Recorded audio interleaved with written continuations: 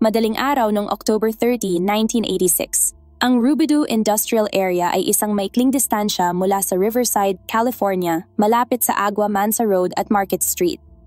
Ang Riverside ay isang umuusbong na lungsod, ipinagmamalaki ang isang UC campus, Mount Rubidoux, at isang pagtaas ng populasyon na walang kapares sa anumang kalapit na rehiyon.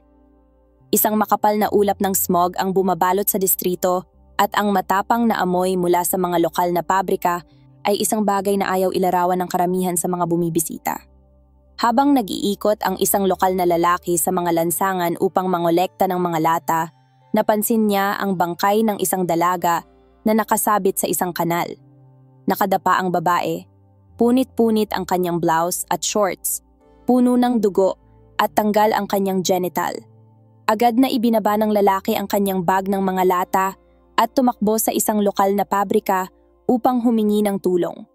Ang dalaga ay kalaunan ay kinilala bilang 23 years old na si Michelle Yvette Gutierrez, isang dating residente ng Corpus Christi, Texas. Lumabas sa autopsy na nagtamo siya ng matinding trauma sa anal at vaginal areas at maraming saksak ang natuklasan sa kanyang muka, dibdib at puwitan. Iminungkahi ng mga ligature marks sa kanyang leeg na siya ay sinakal. Sa huli, ang mga investigador ay humarap sa isang brutal na pagpatay at kakaunting mga lead na maaaring sundan. Hey everyone! I just wanted to take a moment to give a huge shout-out to Lizelle Villones, Gina de Guzman ng Singapore, Zen Life Vlogs ng Saudi Arabia, Scented Dreams, Che, Heidi Sapungan ng Bataan. Maraming salamat po sa inyong lahat na mga sumusuporta pati na rin sa mga silent listener. Mabuhay kayo at patuloy na maging inspirasyon sa iba. Wala pang 2 linggo, noong December 11, tinawag ang mga investigador sa pinangyarihan ng isa pang mistulang pagpatay.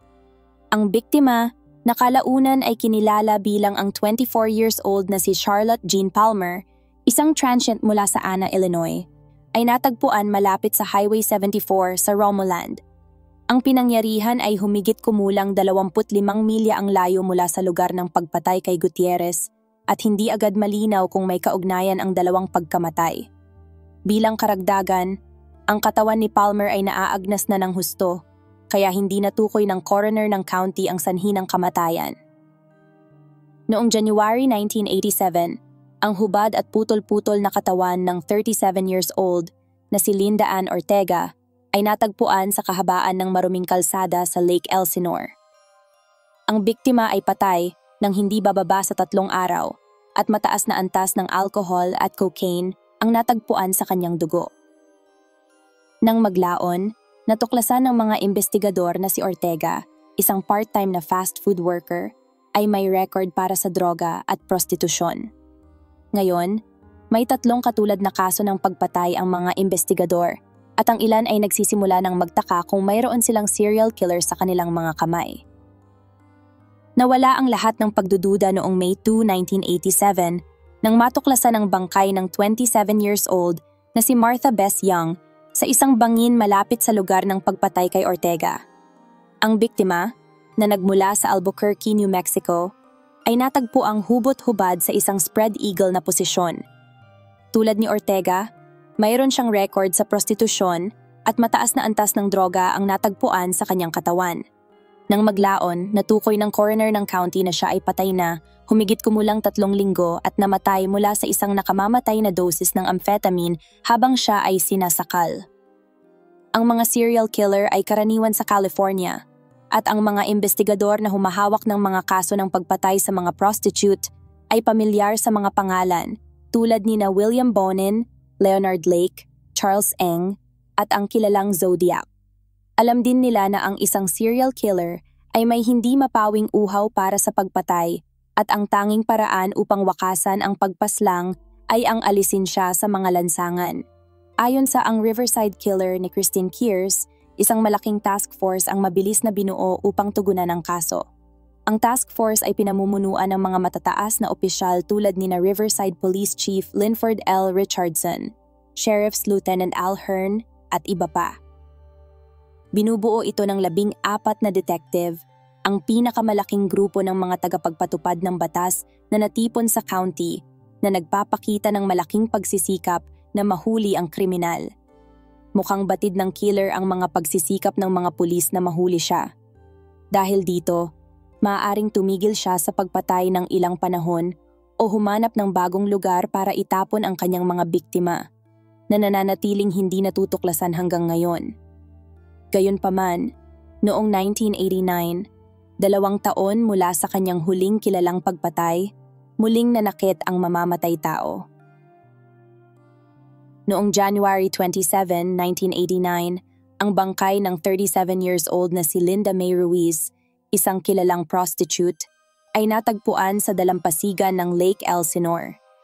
Nakabaon ang kanyang ulo sa buhangin at natuklasan sa autopsy na mayroong mataas na level ng alcohol sa kanyang dugo. May nakitang buhangin sa kanyang lalamunan at ang sanhi ng kamatayan ay nakalistang acute asphyxiation. Noong June 28, 1989, natagpuan ang bangkay ng 28 years old na si Kimberly Little sa Cottonwood Canyon. Siya ay isang kilalang prostitute at gumagamit ng droga. Nakitaan ng mga bugbog ang kanyang katawan at natuklasan sa autopsy na may alcohol at droga sa kanyang sistema. Asphyxiation ang sanhi ng kanyang kamatayan.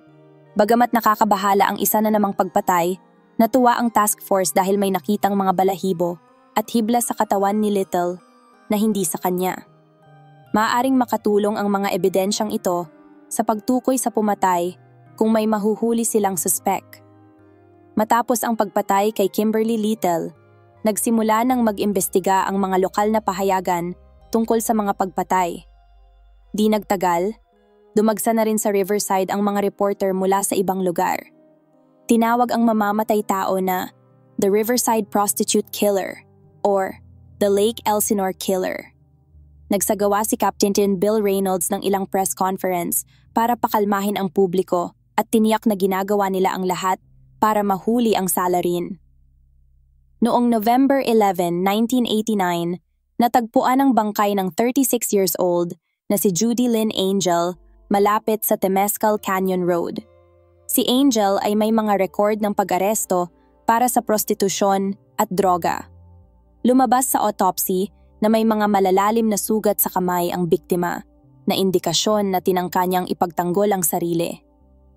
Nagtamo rin siya ng mga suntok sa mukha na nagdulot ng pagkabasag ng kanyang bungo. Paliwanag ni Jack Levin, isang propesor ng sosyolohiya at kriminolohiya at autor ng mga libro tungkol sa serial killers, na ang mga mahihinang individual ang karaniwang biktima ng mga serial killer. Sa isang panayam, sinabi ni Levin na ang mga prostitute ang pangunahing tina-target dahil madali silang mapagsamantalahan at hindi kaagad mahahanap kung mawala. Idinagdag pa niya na ang serial killer ay pumapatay ng marami sa loob ng isang yugto ng panahon na may pagitan bago ang susunod na pagpatay. Karamihan sa mga serial killer ay paulit-ulit na pumapatay para sa sexual na kasiyahan hanggang sa sila ay mamatay, maaresto o bihira ay kusang tumigil. Sa pagitan ng mga pagpatay, ang serial killer ay magpapantasya tungkol sa kanyang mga nakaraang krimen. Tulad ng isang droga, panandalian siyang masisiyahan dito. Ngunit sa paglipas ng panahon, ang mga pantasyang ito ay humihina, kaya napipilitan siyang pumatay muli.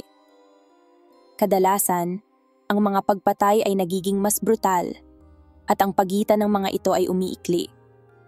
Ang pumatay ay nagiging mas mayabang at nakakaramdam ng walang hanggang kapangyarihan sa bawat biktima na kanyang pinapatay.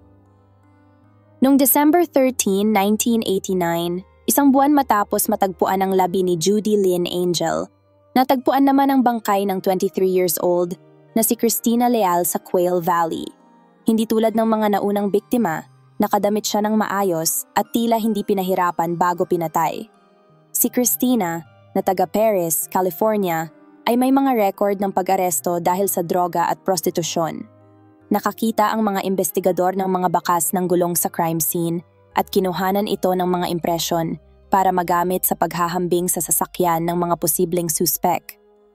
Binalot din ng mga investigador ang mga kamay ng biktima sa mga paper bag para mapreserba ang anumang ebidensya na maaaring nasa ilalim ng kanyang mga kuko.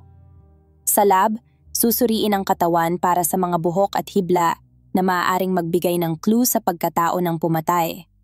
Sa autopsy, natuklasan ng coroner na ang biktima ay sinaksak diretso sa puso.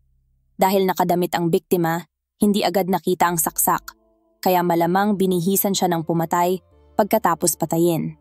Pero hindi ang saksak ang ikinamatay niya, kundi ang asphyxiation dahil sa pagkakasakal.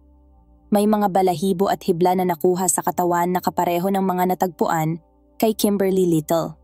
Mas nakakagulat pa ang natuklasan ng coroner sa ari ng biktima. May bumbilya na nakapasok sa kanyang sinapupunan, isang bagay na hindi pa nila nakita noon.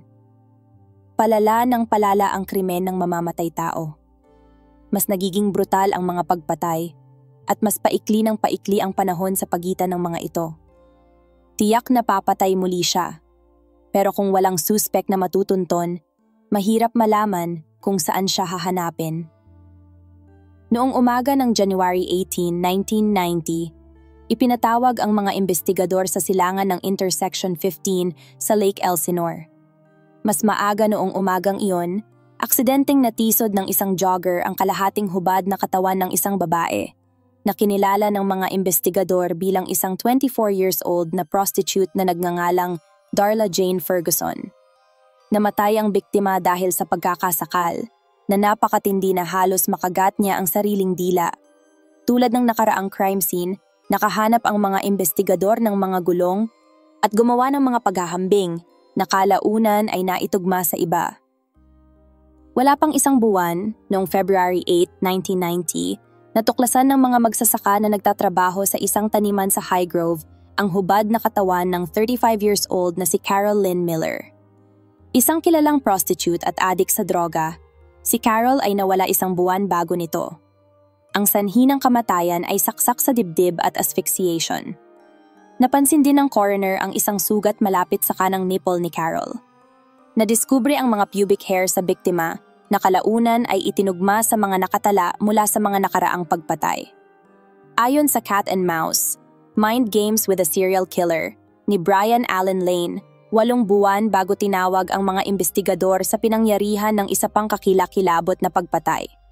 Noong hapon ng November 6, 1990, natuklasan ng isang lalaking nagtatrabaho sa isang industrial na planta sa Palmerita Avenue sa hilagang silangan ng Riverside, hindi kalayuan sa lokasyon kung saan natagpuan si Miller, ang hubad at putol-putol na bangkay ng isang babae na nakatago sa ilalim ng ilang sanga ng puno. Ito na ang pinakabrutal na krimen ng killer. Ang biktimang si Cheryl Coker, 33 years old, isang prostitute at gumagamit ng droga, ay nagtamo ng matinding pinsala sa kanyang katawan at ang nakakagulat sa lahat, inalis ng killer ang kanyang kanang dibdib at inilagay sa tabi niya. Natagpuan ng mga investigador ang mga bakas ng sapatos sa pinangyarihan at kumuha ng ilang litrato bago dinala ang labi sa morgue. Kalaunan ay natukoy na ang biktima ay namatay dahil sa pananakal. Matapos ang pagkamatay ni Coker, gumastos na ang Riverside Task Force ng mahigit $100,000, ngunit hindi pa rin nila mahuli ang mamamatay tao. Ayon kay Levin, ang mga serial killer ang pinakamahusay pagdating sa pagpatay. Karamihan sa mga kaso ng homicide ay nareresolba sa loob ng 14 na oras, ngunit ang mga serial killer ay maaaring manatiling malaya sa loob ng mga linggo, buwan, taon, o kahit dekada. Mayroon silang proseso ng pagpili ng biktima at maingat nilang nililinis ang pinangyarihan ng krimen o itinatapon ang bangkay sa liblib na lugar. Noong December 21, 1990, tinatanggalan ng laman ng isang janitor ang mga basurahan sa isang factory complex sa Iowa Avenue nang matuklasan niya ang hubot-hubad at maingat na post na katawan ng isang dalaga. Kinilala ng mga investigador sa pinangyarihan ang biktima bilang 27 years old na si Susan Sternfeld, isang lokal na prostitute at adik sa droga.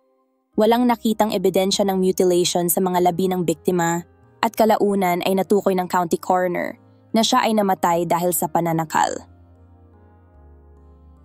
Noong January 19, 1991, natagpuan ang katawan ng ika-13 biktima, ang 42 years old na si Kathleen Leslie Milne, kilala rin bilang Carol Kathleen Swenson at Kathy Pluckett. sa tabi ng kalsada malapit sa Lake Elsinore.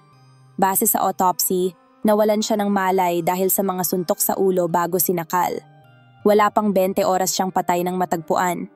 Habang dumarami ang mga biktima, tumitindi rin ang panawagan ng publiko para sa hustisya. Sa isang lungsod na hindi kilala sa pagiging aktibo ng komunidad, ang galit ng mga tao laban sa hindi kilalang killer ay naipahayag sa pamamagitan ng mga liham sa mga editor ng pahayagan, sa Riverside Task Force at sa mga pagpupulong ng komunidad. Nagsimulang i-report ng mga national media ang kaso at maging ang programang America's Most Wanted ay nagtampok sa mga krimen ng killer. Sa pagsisikap na mahuli ang salarin, sinuyod ng lahat ng tauhan ng mga tagapagpatupad ng batas ang lugar. Lumaki ang operasyon at umabot sa mahigit 20 ahensya ang kasali. Sa kabila ng atensyon, nanatiling hindi natatakot ang killer at patuloy na nakakaiwas sa pagkakakilanlan at pagkahuli. Noong April 27, 1991, natagpuan ang bangkay ng 24 years old na si Sherry Michelle Payseur, isang part-time na katulong at prostitute, sa isang parking lot ng bowling alley. Siya ay hinalay, sinakal at minolestya gamit ang isang toilet plunger. Dahil sa sunod-sunod na pagpatay, ipinagtanggol ni Lake Elsinore Detective Bob Creed ang kanilang departamento laban sa mga akusasyon na mabagal ang kanilang investigasyon dahil ang mga biktima ay mga prostitute. Sa harap ng mga larawan ng mga biktima, mariing sinabi ni Creed na pantay-pantay ang kanilang pagtrato sa lahat ng biktima, prostitute man o hindi. Noong July 4, 1991, natagpuan ng mga nagpipiknik malapit sa Railroad Canyon Road ang katawan ng 37 years old na si Sherry Ann Latham, isang kilalang prostitute at gumagamit ng droga. Nakakapit ang mga kamay ng biktima sa ilang kalapit na sanga na nagpapahiwatig na buhay pa siya noong iniwan siya ng killer. Posibleng sinubukan pa niyang gumapang palayo bago siya binawian ng buhay dahil sa mga tinamo niyang pinsala. Sa isinagawang autopsy, lumabas na sinakal siya at may nakitang mga balahibo ng pusa sa kanyang bangkay. Ayon sa mga kaibigan ng biktima, wala siyang alagang pusa, kaya't iniisip ng mga investigador kung ang pumatay ang may-ari nito. Noong August 15, 1991, sa wakas ay nakakuha ng mahalagang lead ang mga investigador. Isang lalaking nagmamaneho ng gray na van ang sumundo ng isang prostitute malapit sa University of California. Ayon sa babae, naging maayos naman ang lahat noong una, ngunit biglang nagalit ang lalaki na ang pangalan ay John at pinagmumura siya. Mabuti na lang at nakatakas ang babae sa pamamagitan ng pagtalon mula sa van. Mabilis na umalis ang lalaki, pero huminto ulit siya at sinundo ang isa pang prostitute, ang 23 years old na si Kelly Marie Hammond. Nang gabing iyon, natagpuan ang hubad na katawan ni Hammond. Sinakal siya at mainit pa ang kanyang katawan nang matagpuan.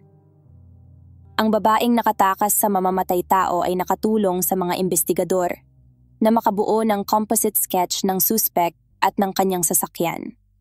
Agad na naglabas ng APB, All Points Bulletin, ang mga investigador, at sa loob ng ilang oras ay ipinalabas sa mga pahayagan at istasyon ng telebisyon ang larawan ng suspect.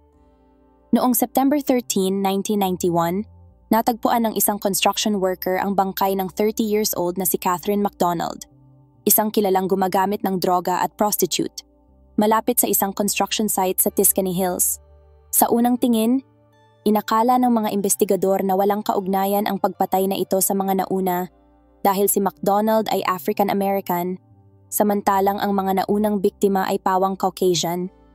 Gayunpaman, sa masusing pagsisiyasat, napansin nilang tinanggal din ang kanang dibdib ng biktima. Ngunit hindi tulad ng sa kaso ni Cheryl Coker, hindi ito iniwan sa tabi ng bangkay. Dinala ito ng pumatay. Hinala ng mga investigador na nakapanood ang salarin ng isang balita kung saan sinabi ng isang psychologist na ang pumatay ay malamang na isang puting lalaki na pumapatay lamang ng mga puting babae. Kaya, ang pagpatay kay McDonald ay maaaring isang paraan para ipakita sa media na kaya niyang pumatay ng kahit sino. Noong October 30, 1991, isang lalaki ang nagmamaneho sa Summerhill Drive nang may mapansin siyang kakaiba sa gilid ng kalsada. Akala ko noong una ay isang mannequin. Kwento niya sa mga investigador. Pero nang lumapit ako, nakita kong bangkay pala ito ng isang babae. Ang biktima ay nakilala bilang ang 35 years old na si Delia Zamora Wallace, isang prostitute, adik sa droga, at ina ng 5 anak. Ayon sa coroner, namatay siya dahil sa asphyxiation. Umabot na sa 18 ang bilang ng mga biktima at wala pa ring mahanap na suspek ang mga investigador. Ang killer ay halos buwanang pumapatay at alam ng mga investigador na malapit na naman itong kumilos. 2 araw bago ang Pasko ng 1991, natagpuan ang hubad na katawan ni Eleanor Ojeda Casares malapit sa Victoria Avenue, malapit lang sa istasyon ng pulisya sa Riverside. Ang 39 years old na adik sa droga at prostitute ay binigti at tinanggal ang kanyang kanang dibdib. Ikinagalit ng mga investigador ang pag-iwan sa katawan malapit sa police station. Kumbinsido silang sinadya ito ng pumatay para ipahiya sila. Noong gabi ng January 9, 1992, habang nagpapatrolya si Officer Frank Orta sa University Avenue, isang lugar na kilala sa prostitusyon at droga, napansin niya ang isang van na kahalintulad ng nasa APB na gumagawa ng illegal na U-turn. Pinarada ni Orta ang van gamit ang kanyang ilaw at sirena. Ang driver, na nagpakilalang si William Suff, ay magalang, ngunit nang i-verify ang kanyang pangalan sa computer, natuklasan ni Orta na suspendido ang kanyang lisensya at expired na ang rehistro ng sasakyan. Dinala si Suff sa istasyon ng pulisya para sa investigasyon. Sinimulan ni na Homicide Detective Christina Kears at John Davis ang pagtatanong kay Suff. Tumagal ng ilang oras ang interogasyon at paulit-ulit na itinanggi ni Suff ang anumang kinalaman sa mga pagpatay sa mga prostitute. Dahil walang pag-amin, mas naging mahirap ang trabaho ng mga investigador. Kumuha sila ng mga sample ng dugo at buhok kay Suff at inaresto siya dahil sa hinala ng maraming pagpatay. Habang naghahanap ng ebidensya ang mga investigador, sinimulan ng media ang pagsisiyasat sa nakaraan ni Suff. Bagamat nanatiling tahimik ang kanyang pamilya at kaunti lang ang nalalaman tungkol sa kanyang kabataan, may ilang impormasyon silang nakuha mula sa mga pampublikong record. Ayon kina Kears at Lane, si William Lester Suff ay ipinanganak noong August 20, 1950 sa Torrance, California. Sa kasamaang palad tungkol sa kanyang pagkabata, ang pinakamahalagang bahagi ng palaisipan, halos wala silang nalaman. Tungkol naman sa kanyang mga kapatid, pareho silang may problema. Ang isa ay nalulong sa droga at ang isa naman ay may pagkahilig sa pedophilia. Ayon sa mga kaklase niya, si Suff ay isang mabait na tao at magaling na musikero. Natapos niya ang pag-aaral na pang-87 sa isang klase na may 144 na estudyante. Ngunit ang imahe ng mabait na si Suff ay nasira noong 1974, nang siya at ang kanyang dating asawa ay arestuhin at mahatulan sa pagkamatay ng kanilang 2 taong gulang na anak na babae. Si Suff ay sinentensyahan ng 70 years sa bilangguan, ngunit nakalaya siya noong March 1984, pagkatapos lamang ng 10 taon. Ang kanyang asawa naman ay nakulong lamang ng 20 buwan bago nabaligtad ang hatol sa kanya. Noong 1986, nagsimulang magtrabaho si Suff bilang isang stock clerk para sa county. Ang nakakatawa, nagde-deliver siya ng mga gamit sa headquarters ng Riverside Task Force habang ginagawa niya ang mga pagpatay. Sa kanyang libreng oras, mahilig siyang magsulat ng mga kwento at cookbook. Minsan, nanalo pa nga ng unang gantimpala ang kanyang chili recipe sa isang lokal na cooking contest. Noong February 28, 1992, humarap si Suff kay Judge Becky Dugan sa Division 22 ng Riverside Municipal Courthouse. Ang abogado ni Suff, si Floyd Zagorski, ay naghain ng not guilty plea para sa 2 sa 19 na kaso ng pagpatay na isinampa laban sa kanyang kliyente. Matapos marinig ang mga argumento ng magkabilang panig, nagpa siya si Judge Dugan na may sapat na ebidensya para ituloy ang kaso at litisin si Suff. Nagsimula ang paglilitis kay William Suff noong March 25, 1995, sa harap ni Judge W. Charles Morgan sa Riverside Hall of Justice. Binubuo ng 7 lalaki at 5 babae ang hurado na nakaupo habang hinihintay ang mga pambungad na pahayag. Unang nagsalita ang taga-usig na si Paul E. Zellerbach at ipinaliwanag sa hurado na may sapat na ebidensya ang mga detective para maiugnay si Sof sa pagpatay sa 13 prostitute. Inilarawan niya si Sof bilang isang marahas na sexual sadist na nasisiyahan sa pagpapahirap at pagpatay sa mga babae. Ipinagtanggol ng mga abogado ni Sof na sina Driggs at Peasley ang kanilang kliyente. Ayon sa kanila, si Sof ay isang ordinaryong tao lamang na napunta sa maling lugar sa maling oras at ang kaso laban sa kanya ay batay lamang sa mga sirkumstansya. Sa mga sumunod na buwan, mahigit 30 testigo ang humarap sa korte. Isa sa pinakamahalaga ay si Faye Springer, ang pangunahing criminologist ng Department of Justice sa pagsusuri ng buhok at hibla. Ayon kay Kears, nagpatotoo si Springer na ang mga sample ng buhok na nakita sa dalawang crime scene ay tugma sa buhok ni Sof. Ang mga hibla naman na nakolekta mula sa unan, kumot at pantulog sa loob ng van ni Sof ay kapareho ng mga nakita malapit sa mga bangkay ni na Kim Little at Christina Leal. Bukod pa rito, may nakitang 2 hibla sa katawan ni Little na tugma sa carpet ng sasakyan ni Sof. May mga hibla rin na nakita sa upuan ng sasakyan ni Sof na tugma sa t-shirt at medyas na suot ni Leal. Pagkatapos ng 54 days ng pagdinig at 4 na araw ng deliberasyon, napatunayang nagkasala si Sof sa 12 sa 13 case of first-degree murder at 1 count of attempted murder. Nahatulan din ng hurado si Sof ng guilty sa multiple murder at paggamit ng deadly weapon. Kinabukasan, August 17, 1995, hinatulan ng kamatayan si Sof.